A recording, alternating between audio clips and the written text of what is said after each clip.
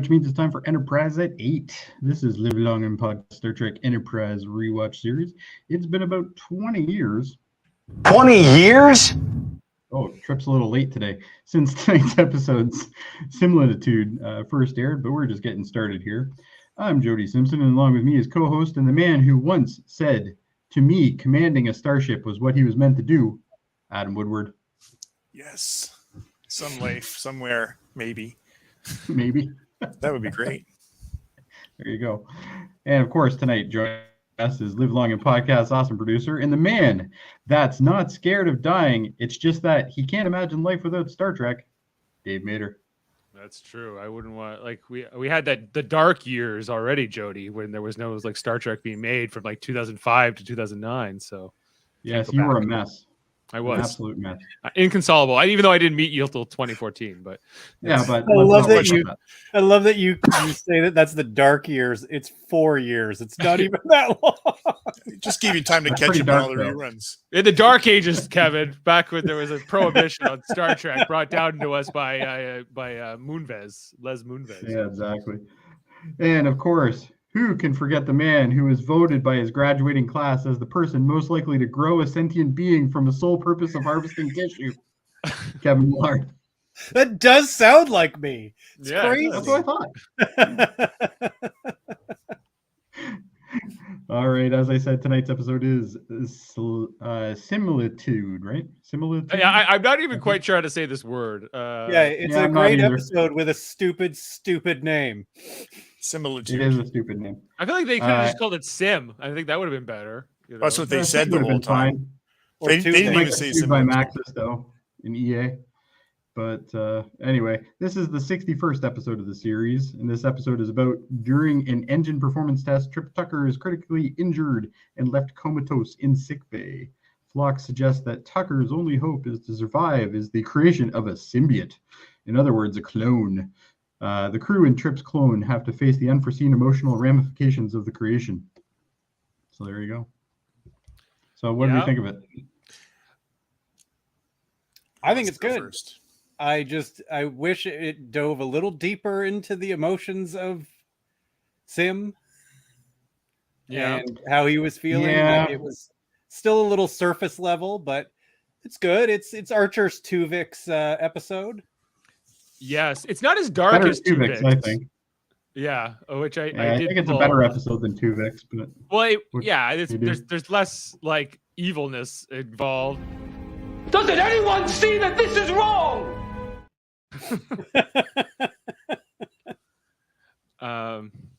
Did I freeze Jody in that?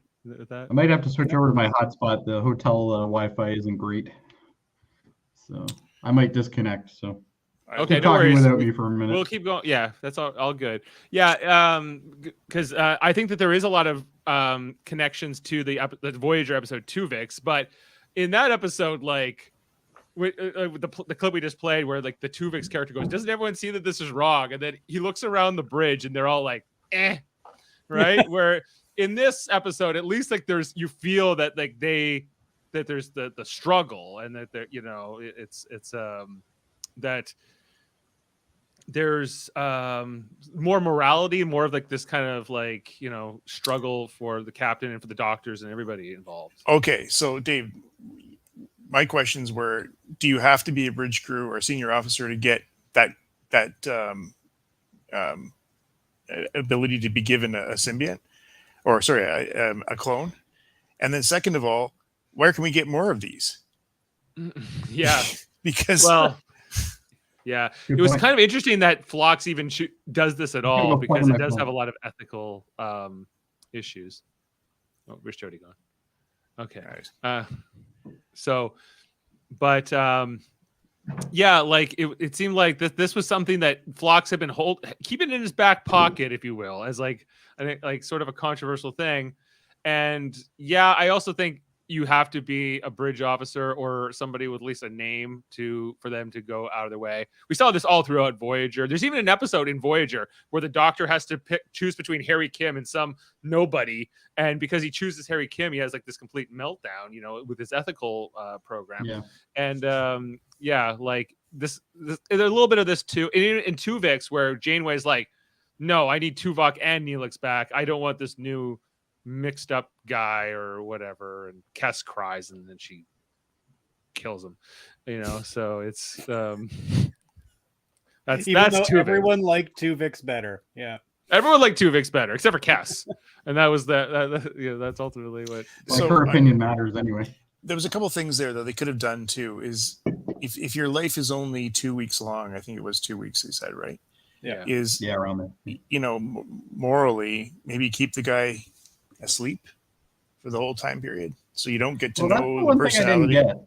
Yeah. Why didn't you just put him in a coma? Right, because all you're going to do is harvest, right? And that's the main thing here, is it? So, I'm not really sure why they needed him to be part of the crew. Yeah, and get to know them and yes, but they didn't know that the surgery was going to kill him. That's true. So they were going to let him live the life. Yeah, I guess. Yeah. I think it was an interesting moral thing. I think Archer, what this does with his character for me, makes him so much darker. Where she's just like, even if I have to kill you, don't make me a murderer. He says, well, I think you have a say in it. He became a murderer like as soon as he said yes, do it. Yeah, because I mean, I don't. Yes, you didn't think it would kill him, but it might. There's no certainties in any medical treatments, right? So. No. Anyway. Yeah, and Phlox kind of gets egg on his face here. He's like, "Oh, I thought that I wouldn't have to, but actually, it turns out it does." So, and then, we're just the end where Archer's like, "Well, I need you to make the right choice, Sim. Or I'm going to do it for you. So or I'm going to do it for you." So it's not really a choice. I mean, the nice thing was, not the nice thing, but the thing is that he had an end life. He's basically a replicant, and with that, maybe made the choice easier for him 2 days, or whatever the lifespan was he had left. But, yeah, and how unsympathetic Archer is to the whole thing is a little bit dark because he's like, I need Tucker, I need Trip Tucker, which is also his best friend, But what's interesting about this moral dilemma is that Sim has all of his memories, so therefore he could, in theory, take over. If he wanted to. That was a really cool addition that he would, and not that he had them right away, but that he got them at the same ages. Right. That Trip.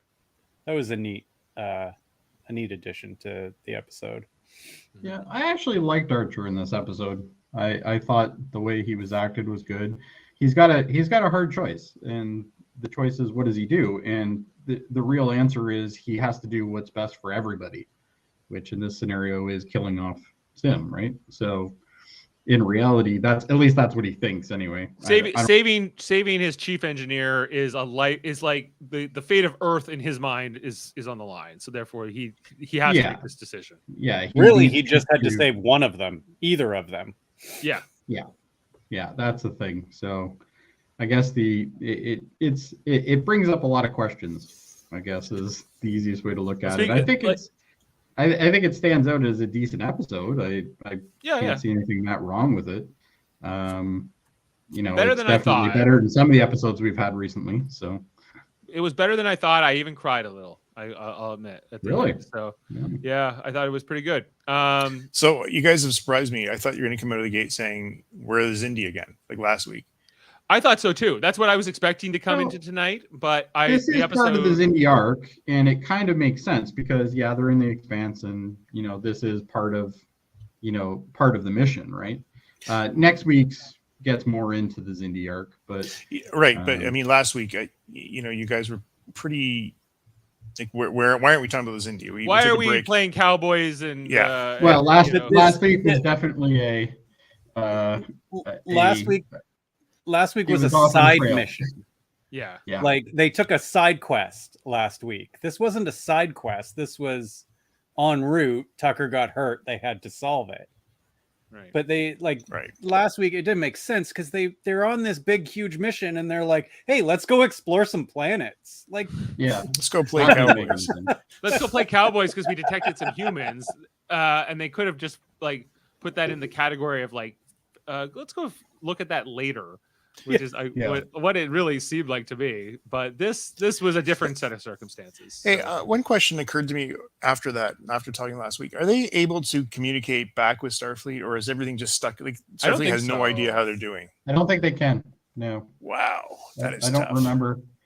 Yeah, because I think there was in one of the episodes when they were about to leave, I think they said something about how, like, the Expanse, they don't have a way of communicating back. Does it matter? Forrest is just going to be like, well, you're out there. So Yeah, I'm You're not out out there, there, you do John. whatever. So you do what you think is best. No, I know. Probably I'm just just thinking, like, pre-recorded as the Starfleet officers back in Earth, they're like, are they even alive? Like, Yeah, how is this going? Right? It must be but tough. in the episode, I guess it was like 2 episodes ago, Twilight, where we got like that future thing, and we know that Admiral Forrest will eventually put T'Pol in command or whatever. So they do establish communication again at some point, I guess. But didn't we just talk to like the ambassador too? What's his name? Soval? Soval. No, but that was in like the alternate future. He wasn't Right. Thank you. Yeah. So I guess Enterprise was able to get out of the Expanse and then was able to start talking, or they got, I don't know, like the Expanse is big, expansive. So I guess like, but getting in was hard, getting out maybe hard too. I don't know. Just remember, Dave's in marketing. Yeah. I know how to describe things really well. You can tell the quite the story writer. great. Yeah, that's me. Let's let the pictures do the work, guys, and let's tell the story. So this here. was interesting, eh? This is a good This start. funeral scene. Yeah, this Well, this we know like he's not dead.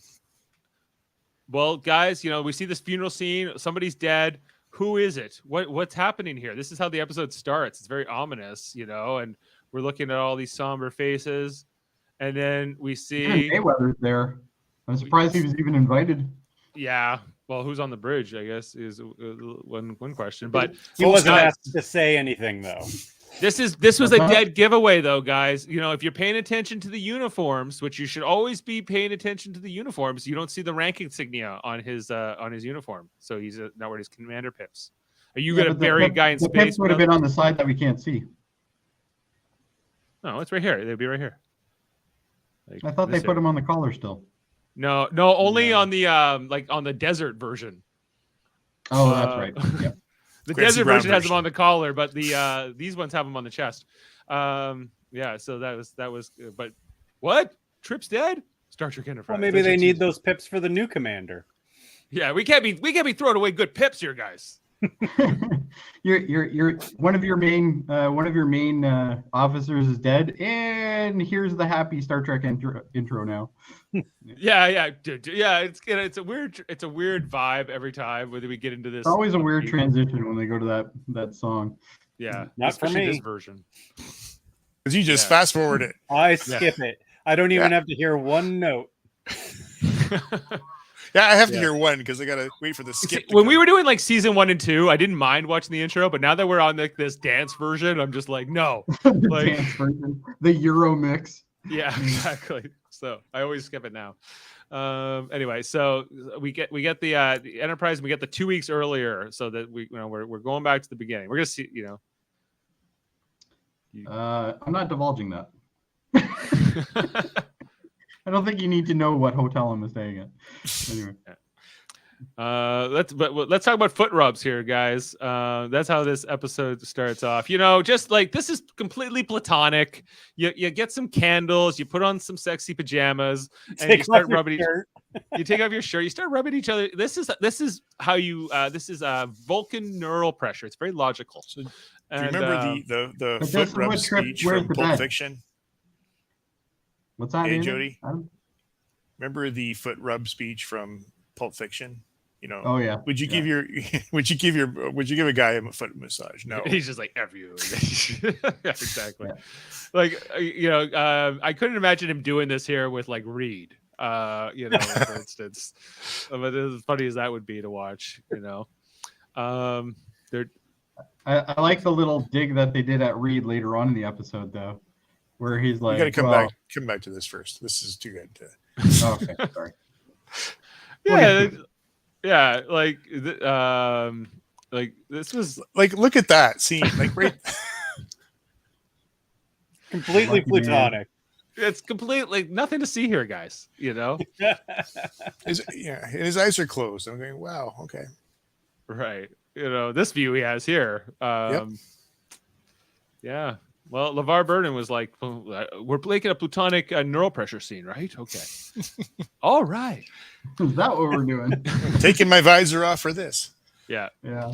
Yeah. So, and I also loved this shot we got right after here with this overhead shot of Enterprise, coming over here. They don't see that angle as much, but we see the incident here that leads to Trip's coma, where what were they doing? Testing some of the warp drive or something, or like trying to make it more efficient, maybe go trying to make it more efficient and faster. Yeah. So they're doing like this test flight, and so they get into the warp, and I don't know, like it's a little rough at first, and then Trip's able to kind of figure it out. He's able to get the calculations sort of to work after a little bit of troubleshooting until it all goes wrong. After about a moment, because they're like, "Oh, good, they guys read there, just like, yeah, we're good now, pretty good." And then it's all shaking around them, and stuff's blowing up. They were really happy. They shot everybody's face, when it started going smooth there. Yeah. They're just like, yeah, cool, okay, good, yeah. And then it goes all bad, and they're kind of like, shut it down, Mayweather. Shut it down, the engine, and there's fires going off, and of course Mayweather hasn't been at the console enough to actually know how to shut it down. Yeah, he's like, nothing's working. Buttons, I press the buttons, nothing happens. It's not working. Yeah, so it's going on, and Trip has now to do some quick thinking. He has to like jump on top of the engine and like I guess shut it down, sort of like by pulling the battery out almost or something. I don't know. Every time I see like one of these consoles on fire now, I think of that episode of Lower Decks when they're like, "Oh yeah, we finally figured out how to make it so the consoles don't blow up or whatever." Yeah, and then boom, blow up console. He gets like thrown pretty hard here, and we see it. His head hits, and like dirt falls on him. Dirt falls on him. I was like, "Is the dirt matter? Is the dirt going to be like space dirt or something, or expanse dirt?" No, it was just nothing. I'm always he always seems to be working alone when he does this kind of work. Yeah, well, testing engines.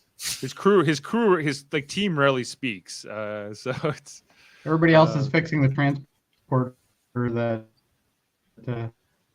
Mayweather couldn't fix. Couldn't get going. We know what you're going for, Jody. Or who? Yeah, and then they end up like in the middle of this nebula thing, which is like the worst place they could have landed, I guess, or like stopped. It just coincidentally, because this is where like all the buildup on their ship will happen with like this magnetic stuff. And they illustrated that pretty well, I thought, through this whole episode, and even with that scene where T'Pol was showing the captain, and it's very magnetic, right? Yeah, like they're kind of like in a storm almost, like in a fog. It feels like without the ability to move, right? So they're stranded to a sense. No one's coming to help, and they need to figure it out. And so we see here like they're trying to fix the damage. T'Pol's overseeing the thing, but this is where Archer shows up to say that Trip's in a coma and it's not looking good. Sorry, Jody, you back? Yeah. You froze there for a moment. But... Oh, sorry. Yeah. It's not good. They just got to this. So that scene was interesting too, because you actually saw a real concern in T'Pol's face. Yeah. And the way she was speaking. She's into these like foot massage sessions. I think she's now, really showing that she does care for Trip. Yeah. Oh yeah. They're fully shipping that thing, and this is the scene here where Archer comes to see, the comatose Trip, who's like comatose. And this is where Phlox pitches his crazy idea, guys. What if we like make a clone of him? Wildly unethical idea. Yes. He's like, I got this larva thing, and what a lot of people don't know is you can make a perfect clone out of people, and but it will only live for 15 days. And I did like the fact that he did say it was controversial, right up the front. Yeah. Yeah, but like, I don't know. Phlox is usually he seems like a more ethical doctor most of the time, but this is like an exception where he was like, I don't know, frontier medicine, let's do it, And this is It's just one of his pets. one of his pets. He's with it. Archer's like, this is weird, but I don't know if he can save Trip. He's almost gonna agree to anything because he not only. I think there's the personal connection to Trip, but I think he's like, I need my chief engineer. Again, they should have more than one doctor and more than one like good engineer on this ship. But it is what it is. And he kind of is okay. I think he says he's got to think about it, but he didn't think too long. He didn't think too long about it. Yeah. Yeah. This is the scene here where T'Pol comes to see Archer. What is Archer eating there? Cheese and crackers. And we got another problem. We got another problem. He shows this stuff is attaching itself to the hull all over the place, and we see it like the coffee cup gets like attracted to it magnetically, Like dragging a magnet through sand. Yeah, but also through the scene, this is where like T'Pol's like, "Are you really going to approve this plan to make a clone?" Because it's like it's against like every law. Every law, even wherever these larva things come from, that planet has banned this. So like they're breaking, like there's no prime directive, but this would be a major prime directive and medical ethical violation. Like this is some out there stuff. But I guess this just to show how desperate the situation is for them. So Archer's just like, well, whatevs, I'll deal with it later. I'll deal with the consequences later. Basically, is how he sort of deals with this. He's and of course there are no consequences. They can't contact Starfleet and they shoot him into space. Yeah, the Federation duo, and it never goes in the log. Yeah, no, we'll go. Yeah, this won't be in my official log. Yeah, so basically Archer's like, whatever, I don't need to listen to you. Even though she tries to make this plea here that this is kind of messed up, and he's like, whatever. So they immediately go do it. So they gotta take a little sample here out of Trip, and you inject this larva thing, this big slimy egg thing, and that's how you. This looks space dumpling. Really, really dated. Like this looked very 80s. I loved it. I thought it was dumpling, a big dumpling. Big dumpling, yeah. Big space dumpling, yeah. Yeah, and we see like the cells dividing. Meanwhile, we see how Enterprise is getting like caked in this magnetic stuff. So there's some stakes here, and then like Phlox's whole reveal is like, we have a baby. And we see it growing here in this tank that he also did the surgery on Porthos back in last season on. I liked this shot a lot here, just with Archer looking at the baby, and then the baby have to kill you. Yeah, I love you. Look at your brain tissue, kid. This is gonna be perfect. It's like very Matrixy, eh? They got living in a little canister. Yeah. It feels like, I guess Matrix only been 5 years earlier at this point or whatever. Yeah, they should have had him in a drawer, or even like with Borg. Yeah, they keep babies in drawers. They keep babies in drawers. Even like it's also kind of weird here that like T'Pol goes from, well, I guess she doesn't actually feed the baby, but I was like, if she goes from feeding this baby to kissing this baby in the same episode, that'd be a little out here. But she seems a little annoyed, with how much noise it makes here. Yeah, I like Phlox's whole way with the baby though. Like you can see how much he loves kids. Yeah. He's like, well, it's been a minute since his kids were babies, but he's kind of he's experienced in this, and he's fully embraced. And he even doesn't he say something in his log? He's like, Genoblians don't have to sleep. I don't get how humans like manage this with like the interruptions to their REM. And the answer is we don't. But it's there's kind of like this whole thing here, and just Phlox is cool in the episode. I guess he's fun, endearing. He's right in a ton. He's even changing the diaper. He goes, "Oh my God, there's a ton in here." What have they been feeding you? Yeah, it's it's almost a montage here where like the kid, Well, I think that's the intended thing, as it is. Do you remember the episode on Next Gen where Deanna had the child that grew in a day? Yep. Yeah. Ian Andrew, or I think his name was. Yep. I think that's called The Child. Is The it? Child. Yeah. Yes, it Yeah. is. First episode of the second season. Yeah. I don't really like Deanna episodes, but I did like that one. I like that one too. A lot of people don't like that episode. But, I don't like that episode. Yeah, I'm not big I on skip it every time. I'm okay with that because I thought that actually Marina Sirtis is pretty good in it. I like the fact that they use the same child actor for Trip from his previous Yeah, because this is the one we saw when there was the girl who got like blown up like in the dream sequence. Yeah, You with know, the so- great shirt. Yeah. Yeah. I'm like, this is like, I'm like, pretty great shirt. I guess they have the ability to make clothes on the ship, right? They must have. Otherwise, would they just had kids' clothes on hand? Well, yeah, I'd imagine they have the ability to, because like when they went down, they made their cowboy gear, right? they made their Somehow. cowboy gear. Yeah. A needle and thread's not really advanced technology. They've had that for quite some time. They might have a tailor. Maybe that's what Mayweather does. A couple bolts of fabric, tucked away somewhere. I don't know much about making my own clothes, but I think Kevin does. So maybe this is, You're missing out, Dave. yeah. But yeah, here in this particular scene, like Phlox even says to Archer, he's starting to ask like, where do I come from? And he's like why do I exist? And these kinds of things. And there's all these ethical kind of questions that keep popping up as they get to know Sim, as he comes to be known, Archer and others, are almost like a father figure to him in some degrees. And it's an interesting science fiction story in a lot of ways and how this kind of plays out. He's like, that's Zephram Cochrane. And, and your dad will invent the engine. But See, don't you think that, and this is where as like Captain Archer or T'Pol or whomever knows Trip is like now you're starting to see the kid identify or develop into Trip. All the memories are there, and like how do you? You're right about Archer. Or whoever said it is you're ready to see him just become the whatever it takes kind of captain. We have a mission. I gotta do it. And that's what the third season has been. It's all about Prick Archer and getting the mission done, right?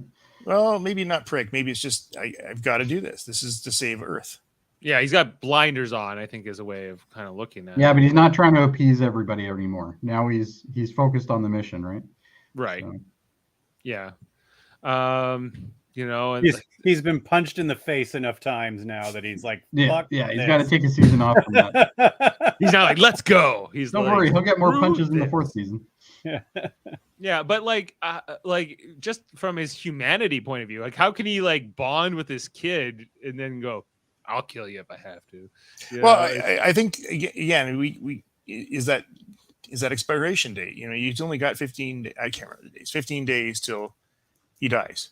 But there was a chance. There was an off chance that enzyme could save him, right? That's kind of what Yeah, but that wasn't until the end. At this point, he doesn't know that. He doesn't know that, but once he finds that out, he doesn't let it affect like his decision. So Well, because they only have a certain window, right? If they wait to see if that they works, have to get it's Sim when gone he's in too the far. same and it might age. not work. right? You know, it might not. I get it, but it's what like Archer's teaching Sim to fly this like little shuttle, just like his dad did with him that we saw in the pilot, right? So there's definitely drawing these connections here, and he's just I think he explains to him that you're a clone or whatever, and you're meant to sort of help with Commander Tucker, and that's when he like crashes. We're going to harvest you. We're going to harvest you. Is that what does he actually say that directly? No, he doesn't say that. No. There's something inside of you, I think he says, right? That Yes. we need to save, And this is kind of where like Archer's like, okay, I'm going to tell you the truth. And he takes him to see, Trip Tucker. Well, and I like the fact that the kid instantly goes, "Oh, that's Trip." Right? Right. Yeah. Is Adam flaking out for you guys or just me? Yeah. Yeah, a little bit. He's like, Okay. he's like one of the, remember when they used to scramble channels? Yeah, when you tried to like figure out all the nudity through all the lines. and you were It's trying to like look at the the boobs through the things and whatever. I don't gonna- see any side boob yet. Not a single bit of side boob from Adam. I settled down. Yeah. We're disappointed, Adam. You've been decoded and you're not naked. What can you do? You don't want, yeah. Not a But single person under the age of like 30 would understand that reference at all. No. I thought this kid though that played the young Trip, he's some good acting in these scenes. Yeah, he did a good job. Hey, I'm going to come back in, okay? Okay. What is causing that? That is I'm not- That's weird. that is some weirdness. That's a new one. Apparently, my connection stabilized and then his went bad. So Yeah, it's just his camera. Like, Yeah. but anyway, yeah, where he's just like, well, you're gonna have to save him, and then he's like, okay, can I go back and play or something? And he kind of just like shrugs it off because it's like, I guess it's just too big for his mind to like really process at this point. well, the kid's like 9 at this point, right? Like Yeah. He's 9, but he's also like accelerating, and he's gaining these memories, but he's looking at this the I guess his progenitor, the guy that he's cloned from, looking him right in the face and trying, like, it would be a mind warp for anybody, if you will. So yeah, I like this thing where like they're getting encased by this magnetic stuff. yeah, no, this was good. It reminds me a lot of the episode in Discovery where the ice starts like forming over them. Right, the parasitic ice. Yeah. But meanwhile, like, they're just kind of going along. We get this And here's awkward doofy Tucker. yeah, this is the like when he comes to like see to Paul, and he's got some affectionate feelings for a crush on Paul. He's like, you want to go out for dinner, go to the movies with me tonight, whatever. And He really Jake Sisko'd that. yeah he did. Asking Kira. No confirmed date for the next Star Trek movie yet. The one that they're making with Chris Pine. Yeah. Like if they make It's it, gone through like 4 different directors. they keep losing directors, and like they got this script, but I don't know. We'll see. No, I think some fans want it, but I'm not one of them. I'm good with that trilogy and just move on. I watched Beyond again, and I think I was harder on it than I should have been. But It's not. anyway. It's not though. It's completely mediocre. Beyond. It's better than Into Darkness. I agree. It is better. But that's a low bar. But anyway, Yeah. let's get back to this. Anyway, so like the guy they got to play like the adolescent Trip, he kind of looks like Connor Trenier, but I think he did a good job Yeah, a little bit, having the mannerisms and a little bit and whatever, So I guess, And he's got the accent too. Got the He's accent. got some of that, southernish Cajun accent. Right. Well, and again, like, yeah, he has the memories of Trip, but he's spent his whole life around people without Southern accents. So even though it's only been like 2 days, so it's kind of interesting. It would have been interesting to see if he like could have kept developing, and who he would have like, I guess, ended up as. But we'll never know. Anyway, he's got the thing here. Paul gets a call. Oh yeah, and then they go up to see. You see like the stuff caking on the window here. And Archer is talking to Paul about this. What was this conversation? I can't even remember what they said to each other here. But then there's this thing here where Trip's eating, or Sim, I'm sorry, is eating the key lime pie. I love key lime pie. It's my favorite dessert. And he's like, well, what if we could use the phase cannons to blast open the shuttle bay, and then this is Sim's plan, and we'll use our 2 shuttle pods to get some forward momentum and get us out of this field. I was like, this is a good idea. And we see here that Sim is not just a copy. He has like the ability to come up with new ideas that, things they had never done. Right. Well, and I like Malcolm questioning him here too. It's actually a pretty good piece of dialogue because it kind of gets a little bit more into Sim's, way of thinking, and the fact that he really is exactly like Tucker, right? So right, yeah. Then he goes to see to Paul. And now this is his Odo moment. Right. This is remember Odo telling Kira, but it's old Odo, not right. Yeah, like, I got a huge crush on you and I don't know what to do about it. Yeah. And he's like, these are real feelings, but he's also saying, I have these memories of you and him doing the, foot massages and whatever else. And doing that totally platonic. Yeah, completely platonic. Trying to work up your shirt. Right. But I guess that this is the part that maybe gives me some pause, just because I'm like, T'Pol seems to really like get won over here. Her emotional Vulcanness kind of melts a bit from Yeah, Sim. and she starts showing some emotion too, which is nice. Yeah, it's not. I guess what I'm questioning is it earned? Do you guys feel like is it believable? And Adam Sim V1. Yeah, I think it's believable. okay, good. She's more emotional than other Vulcans. True. Well, yeah, she is, and on show. top of that, this also develops into, obviously later on they get together. So this is a good start of that, right? Like this is kind of the trigger that really tells her that she's into him, kind of thing, right? Right, and like considering this has been going on for pretty much for all of season 3, especially with these two, like will they, won't they? It kind of makes the choice to like T'Pol, like T'Pol and Archer were potentially romantic in that alternate future. It's so weird and out of nowhere. That I agree that's like the weirdest part of that episode, but yeah, but it's like that. Like these two started off kind of as adversaries and now have become lovers. What's going on? There's a glitch in the Matrix again.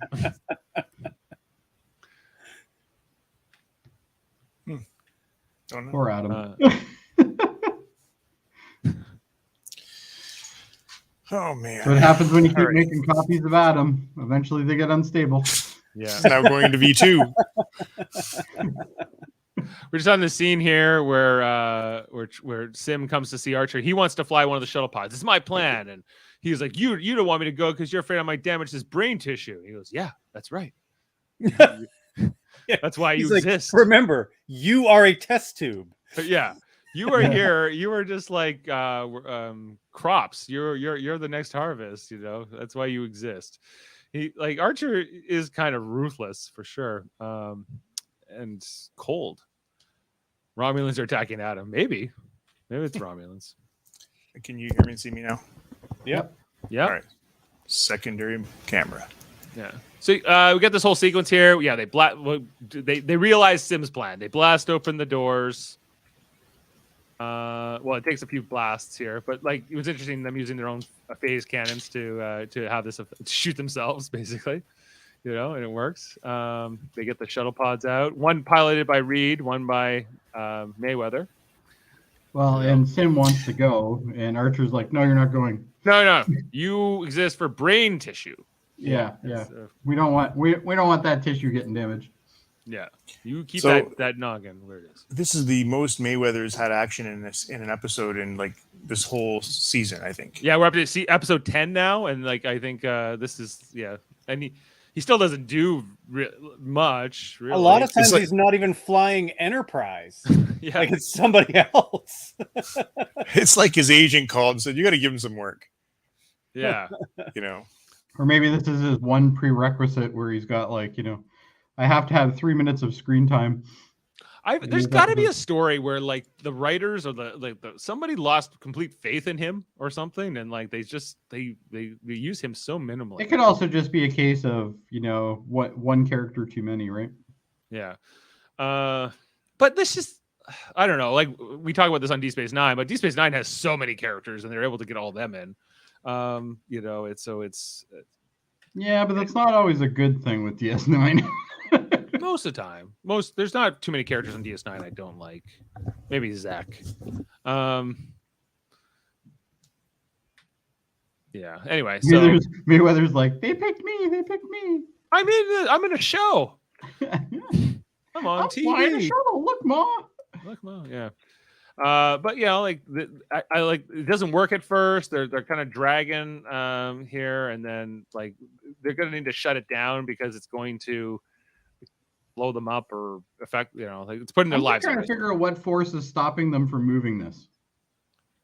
Yeah. What are they? What's the drag? Yeah. What's the right? Like is the magnetic field area thing the actual part that's causing this issue? Maybe, but because they eventually are able to get the ship moving at 16 kilometers an hour, and that's good enough. you know. Yeah. So, which is like that's pretty slow. And I like when they finally get out of it, because when they finally get out of it, it starts breaking apart and falling off. Yeah. So I thought that was kind of cool too. Was, you know, and like this is where they're about to abort it, and it's going bad, and it's again, they only have 2 shuttles, right? Because didn't we lose one? No, they got it back, but they got it back. They just regardless, only have 2. It's a risky They only have play. 2 though. It's a risky play. Risky play because you got nothing else after this. I guess they can make them, but I don't know. Well, I can build another one, but it would take a while. Right. But eventually, just, you know, it does work where they're able to start. I don't know, whatever wasn't working starts to. The physics of it don't make a lot of sense to me, but it starts to work. And all in space, good. nobody can hear you. Physics. Yeah.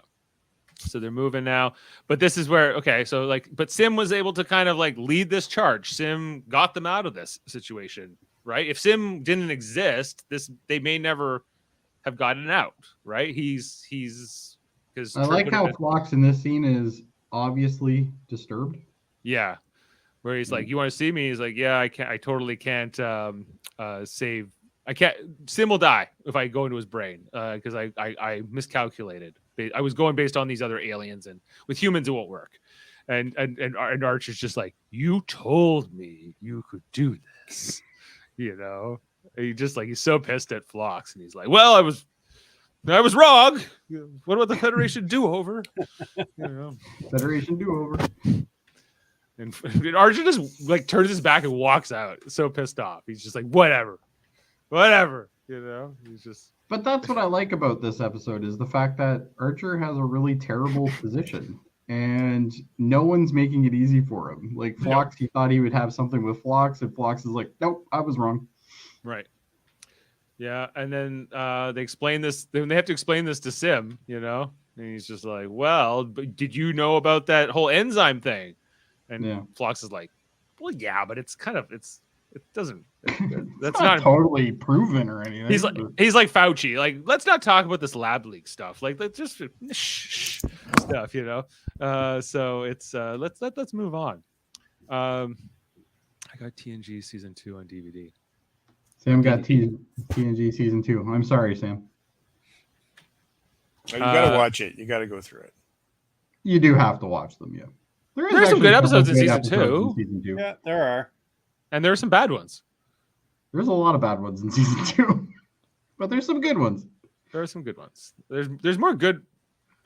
I don't know. No, One day when we do our next gen, our next gen rewatch, when we'll have to save it for that. Yeah, maybe we'll have to get down to the bottom of like how good is season 2 or not. But anyway, back to here. Yeah, so this is where they get out of the nebula, like that shot of it breaking off there that you like. I like that too. And then we come over here to Trip's quarters where Sim has broken into, and Archer's none too happy. He's like, "You broke into Trip's quarters." He's like, "Well, they're kind of mine too." He goes, "No, they're not." I like how he's mad because this makes sense. Like it's like, why are you in here? This isn't yours. And he's like, "Well, it is really." Isn't it? You know, you can see it from Sim's perspective too. For sure, you know, and this whole debate here, and this is kind of where, you know, he's like, "Well, what about my life? What about trying to save me?" Okay, Dave, go back. I have never seen that diving helmet. In Trip's quarters? Yep. Huh. Yeah, I don't think we've ever seen it. No, I don't think so. Yeah, it's interesting. Have we been in Trip's quarters before? I don't think we have. Sure. He's been into Paul's quarters. We know that. He's into Paul's quarters all the time. And people are talking, you know, but we don't care about such things. Yeah, but just like Archer's very, like we've been saying, like he's just got like, I got to save the planet. And that means you got to go. Then you got to go. You know? Sam says the episode where Troy gets pregnant is awful. Can't I say disagree. It I do disagree. I like that one. I don't think it's awful, but it's the introduction of Pulaski. So if you don't like Pulaski, you know, I actually don't like like Pulaski's character. I think she had a lot of. She evolved very well in that one season. No, I hate her. I think she's a bitch. She's a bitch. Yeah, but she was growing as a character throughout the season. She was, and then they're like, let's bring back Beverly. Yeah, well that was renegotiated her contract, and she was happy. Yeah. Said, okay, it was Patrick Stewart who couldn't stand Diana Muldaur, apparently, and he was like, "Get back, Gates McFadden, please." That's kind of how that came about. So there's this whole thing here where Sim, who's now realized he's not going to get a lot of choice in the matter. He comes to like, oh, I only got a day left to live. I as well help out here in engineering, but this is kind of a ploy. Because he just wants to use the computer in order to get his escape plan going. He's going to steal a shuttle or whatever, to save his life, Tuvix style. And we see, there's an unauthorized launch, Captain. We better get down there. And then he shows up, like Archer comes on down, and then Sim's just like, well, I don't know. I was going to run away, but then like, where am I going to go? Where am I going to go? What am I going to do? Like, I'm going to be dead in like a legit concern though. Yeah. I love that pose that he does, when he realizes he's just got nothing to do. He's got nowhere to go. Yeah. And he's I like the fact that we didn't have a scene where somebody takes a shuttle. Because that's a trope in Star Trek. There's always like somebody taking a shuttle. Unauthorized launch in the shuttle bay, Captain. Do they not have keys on these things? Like, yeah, I feel like there should be like a key, like a guy. Anybody can just willy-nilly walk in there. How many shuttles need to be stolen? Yeah. Before they put some kind of a lock on it. Now, to its credit, this came before all the other stuff. But how many times in TNG does a ship get stolen? Like, a fucking child on TNG took a shuttle. It happened in the first episode of Picard this season, where they steal. Yeah. And that's a ship with like a tractor beam. They should just be able to grab it. Things Starfleet never learns. Right. Yeah, people are always stealing shuttles. But this conversation here between Archer and Sim here in the shuttle bay, I really liked. I think this was a good scene. Yes, I did too. I think he's able to like kind of convince Sim of like you have Trip's memories and you kind of know what's at stake here, and I also like the fact that Archer is unshaven, as it shows that he has other things on his mind at this point. Like he's letting himself go because he's like got other things to do. It would be amazing if he was just like drinking hard in like his quarters at night by himself. Yeah, hard liquor. I don't know what they did with him, but it's like he's lost weight. He's looking tired. Like you can see this is starting to wear on him. This mission is starting to wear on this guy. Yeah, for sure. And I like that. He's only eating cheese and crackers. Perfect thing to do for him. Cheese and crackers. And then eventually, so Sim kind of comes around to it. They call him, like, we're ready for you in sick bay. So, he's just hanging out here with the dog. And then this is when T'Pol comes to see him. She's, can I come in this time? She says, and they start talking. And she doesn't say much. She just kind of leans in quick and gives him the big old smooch. And I was like, so she kissed Sim before Trip. Well, it's a trial run. She was trying to see it out. She wants to make sure he's all right. Yeah. This is like he's gonna be dead if I don't like it. No harm, no foul, right? Right. Like there's definitely like this is the part. I think I buy it, but I'm also like, I don't know, Paul. You just met this baby about 7 days ago. But I'm telling you, she's just trying it out. It's logical. It's logical. But this is when you like call Dr. Phlox. How long do I really have? This is like one of those things where like the girl can't let the boy go off to war without let's let him have a kiss or whatever, right? It's kind of like one of those tropes, And then welcome to the chamber here, the operating room. But before Sim like lies down to let his brain be harvested, so that the other guy can live, he goes over here to like have a look at the real Trip, at the original Charles Tucker. It would have been interesting if they had called him like Charles Tucker the Fourth, and then they called him like Quad or something. But anyway. Well, the funny thing is, none of this didn't think even that have would to be- happen. They just had to keep him in fucking comatose state, and when he grew up large enough, then harvest him and be done. Like, Right, you're right. They didn't have to let him like run around the ship and get to love him and know him for 2 weeks, but they did. So, and if they did have to, they didn't explain why. So, yeah, maybe they're and so- waiting for, maybe he has to be able to develop or something. I don't know. yeah. But I guess this also informs Trip's character, because this clone of Trip is willing, to give up his life, and he does it very, like, I think it's quite a bit of bravery. Well, there might be some foreshadowing. I'm not sure that he does this. He is now just out of options. He's not willingly doing this. He has resigned himself to his reality. Right. This is happening no matter what he does. Yeah. And he gets the sedative and goes to sleep. And then there's like this transition here where now he's dead, in the coffin. We come to where we started off the episode here with the funeral. And they're going to jettison the evidence. And we see that it's actually the Trip with his pips looking down on Sim, and we see, like, basically Archer is just finishing the same speech that we started the episode off with, but now the context makes sense. And and it's actually a good eulogy. I think impact everybody on board. You couldn't have done it without him.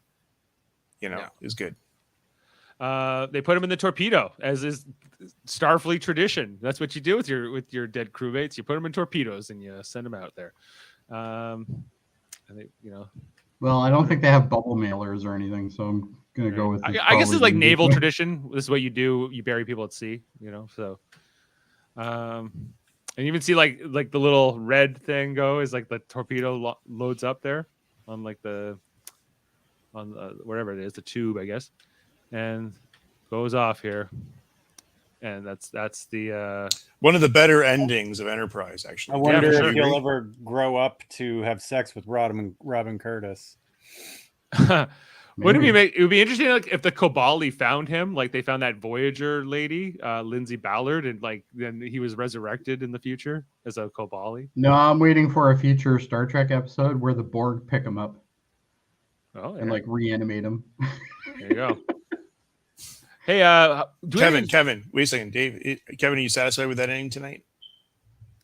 Yeah, it was good. It was an ending. It was an ending. We should have a segment on this show which is endings with Kevin. No, it's the satisfaction level of Kevin with the endings. Almost 2 scores. Yeah. The episode score and then the ending score. No, we'll call it. That was a Is real it a happy ending. ending with Kevin. The happy ending. So guys, happy or not? Let's get into the fun. or not? Give me the fun facts, Adam. I do have some, Dave. Fun facts with Adam. Thank you for the singing. I had to do it. All right. Sim says that key lime pie is his favorite. The implication that it's his favorite because it's Trip's favorite. Trip has previously said on more than one account that pecan pie is his favorite. Interesting. So I get another way I think of it's trying to show differentiating. us that they actually are slightly different. Right. Are they? Or just bad writing? Not sure. Could be. Well, it could be either. They are slightly different due to bad writing. Okay, when discussing the larva, Phlox repeatedly uses the word larvae in conjunction with the pronoun it. Larvae is the plural form of the noun. A doctor should know this. Very This true. informs a lot about Phlox. Yeah. Or John Billingsley, or the Raiders again. Man, we're just following these. It's just Yeah. probably Manny the writer. Kodo wrote this episode. Whoever, but anyway. Yep. All right.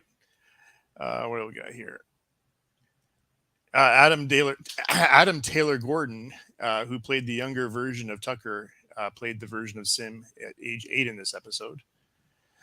John Billingsley said that Similitude is one of the strongest episodes of the 3rd season. I would agree with that so far, actually. So far, Anyway, yeah. It's better than North Star, that's for sure. Yeah. That's not hard. This is the first occurrence in the Star Trek universe chronologically of a funeral aboard a starship. And it's also Yeah, the we first did. episode to mention the mention of a tricorder, and the only occurrence where it's word of that word in the series. So I guess that's interesting too. I didn't know Tricorder. that. Yeah. Little interesting fact here is the detail discovered, if I may interrupt. Manny Koto, who wrote this episode, he also went on to become the showrunner for the Enterprise in the final season. And he went on to run the show 24 for several seasons there. So there is a Jack Bauer, Oh, that's why I know the name. Jack Bauer Bakula Archer thing going on, I always say. Yep. Okay. Where was I here? Chronologically, again, this is the first time we witness a photonic torpedo casing as used as a coffin in a deceased in the Starfleet funeral procedures. This is essentially repeated through a photon torpedo in Star Trek II: The Wrath of Khan. That's what you do. Yeah, in a rare. Most efficient use of resources, though. Oh, yeah, that last torpedo. Damn, I wish we had one more torpedo. They could have just put them out the airlock. If only we didn't hollow out that torpedo to get rid of Sim. Put him in a burlap sack and throw him out the airlock. Yep. In a rare break with continuity, Dave, a rare break. When shuttle pods are attempting to tow the Enterprise out of the particle field, Lieutenant Reed uses kilodynes to measure the amount of force being applied. Dynes are part of the legacy centimeter gram second system of units. And except for the original series, where the old imperial units are used, Star Trek episodes and motion pictures normally use the metric system. So a kilodyne is not metric? I would say not. Well, they use the force measured in newtons, is what it says here. It's also worth noting the dynes were named after an Englishman, as is Reed. Brandon Braga was delighted with this episode. I can go to sleep now. Yeah, Well, everything is dependent on whether Brandon Braga was happy with it or not. Yeah, Manny just knocked it out of the park, he says. He wrote a great script. Connor Trenier gave a great performance, and as you know, the arc is working because Similitude wouldn't have worked last year. You needed the context of the Xindi arc to give it its power, to give Archer the tough decisions. So this is all planned. So as you said, Jody, he's definitely filling that role in season 3. Yeah. Additionally, T'Pol learns that the ship learns that Trip's in love with her, but the real Trip doesn't know that what she knows. Sets up a great dynamics for upcoming episodes. Hint, hint, hint. Yeah, this is basically the start of their romance. Well, I kind of say, that opening scene was like the start of their romance. I think it's been going for a while, guys. It's heating up for sure. People have been talking. People have been talking. People Not that we care about these things. Yeah. They're both in their PJs. I don't see the problem here. No It's a long way away from home. I get it. They need some company. Hey, they're consenting adults. They can do whatever they want. Yeah. Oops. All right. Do I have anything further we're talking about here? Just 1 second. Interestingly enough, the shuttle pads would have no difficulty pulling the Enterprise out of the nebula, as there's no gravity in space. And when the ship is far enough away from other stellar bodies, it seems to be the case here. So basically they're saying is, who said it? You, Jody, or Dave, or one of you basically said they should just be able to both pull me the and thing Dave out. criticized it. Why is there this struggle? It's either Right. going to work or it's not. There is no planet. There's no gravity well. They just should have pulled it out. Yeah, but I guess that doesn't work. Well, well the only for thing I drama. can think of is the field that they're in is really dense, and it's like trying to pull something through Jello, kind of. You have all that extra tension. Right. Maybe. That's the only thing I can think of. But they don't explain that, so I guess No, not at all. And I'd say that's a wrap for fun facts tonight on this episode. All right. Well, thank you, Adam. Okay, let's go over to ratings. Nice. So Similitude. Similitude. Yeah. The Jody, more what's your we say it, the less and less I like it. Yeah. Yep, it's a dumb name.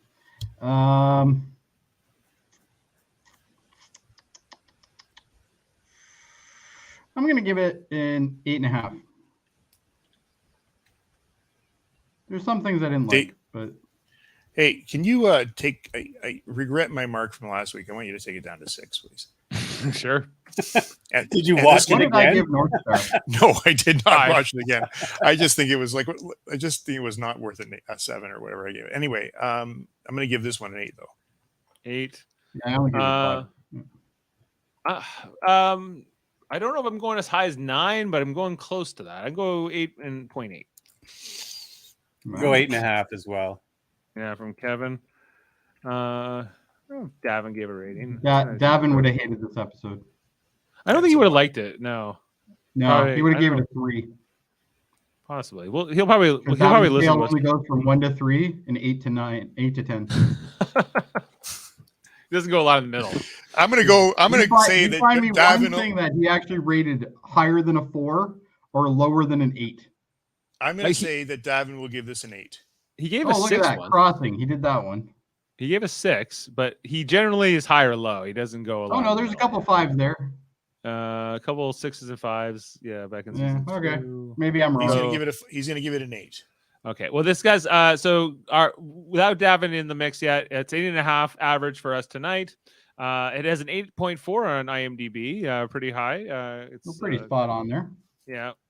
As we mentioned, LeVar Burton is the director, Manny Coda the writer, and it was a trip episode. So, Jody, the next episode. Hold on, I got to bring it up. Hold-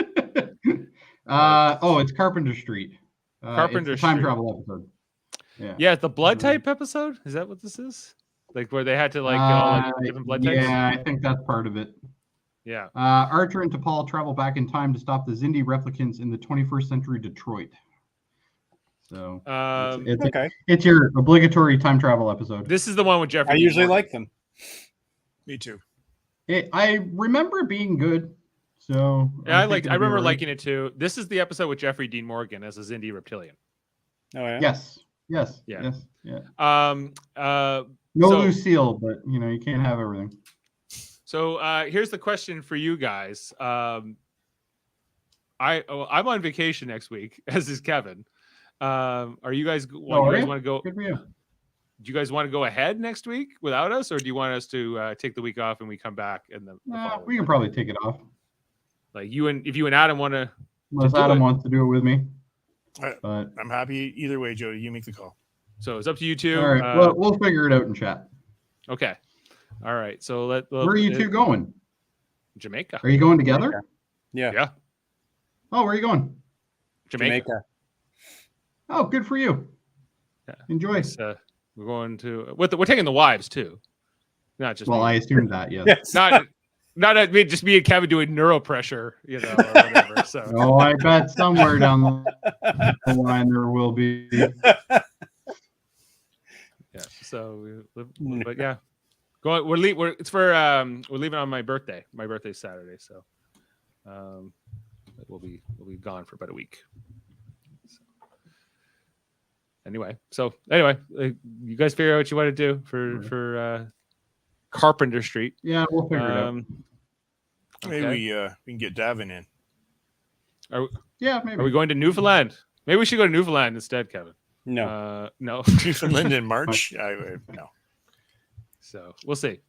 Okay. I think if I was picked between the two, I think Jamaica is a better pick. But yeah, it's gonna be a good time. Irie, man. Okay. Hope you're not flying flare, guys. No. Air Canada. That's good. So what were you saying, guys? Oh yeah, live long and podcast. We got all kinds of great Star Trek podcasts all the time. Of course, not just this Enterprise podcast, but tomorrow night we'll be on Deep Space Nine at 9, talking about we've been going through all those episodes for almost 3 years now. We're coming up on the 3 anniversary. We're just closing out season 6, and tomorrow's episode is The Reckoning that we're talking about. The one where there's like a big holy war between a possessed Kira and a possessed Jake Sisko. I didn't like that episode. It's not ever. It's some people don't like it. I think it's a pretty decent episode, but it depends how much you're into like the whole prophets and the Bajoran religious stuff in Deep Space Nine or not. So check that out. And Thursday, guys, we'll be talking about Star Trek Picard, the newest episode. Star Trek. What's it called? It's called Imposter, and it looks like it's gonna have a good amount of Worf in it. We know that. So we'll be on Thursday. At least Adam and I think Chris Murphy and Jody. I may join. Depends on what the hotel's like. And Davan, we expect. Well, unless I'll be in Ottawa at that point. So unless Davan can't stay up that late. So check out the next edition of Star Trek Picard, and we just did our recording of Star Trek Radio Theater on Saturday, March 11th. We did the IDW miniseries by Chris North, Star Trek Lower Decks. Jody was playing Commander Ransom.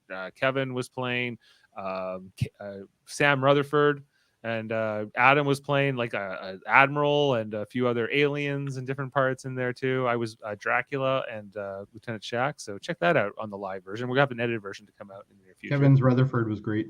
I loved his Rutherford. Thanks. It was good times. And check out the other great podcasts here on the United Federation of Podcasts, including we got Trivial Debates, a monthly show. We argue movies, TV, sports, and more. Eamon Mater just hosted back in February with Davan and Jessica and Jody competing. We'll have a new one with Chris Murphy coming up April 2nd, a wrestling-themed one. That's to be still confirmed, but we got that coming very, very soon.